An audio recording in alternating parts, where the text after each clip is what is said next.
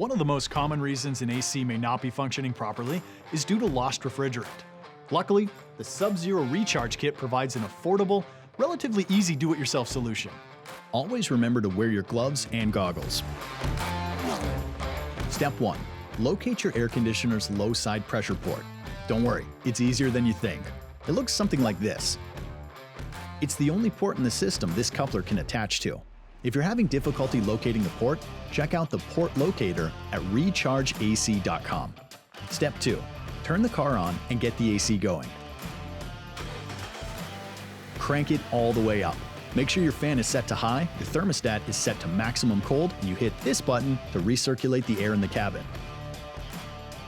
Step 3. With the car running, unscrew the low side pressure port cap and put it somewhere safe.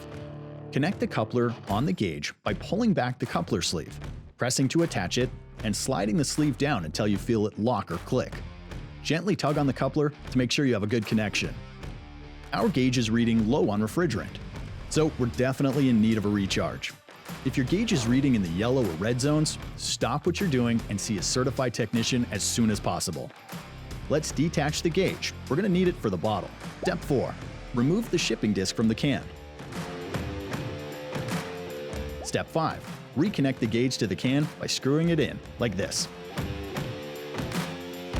Step 6.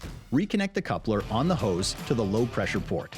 Always hold the can upright in the 12 o'clock position when starting the recharge process.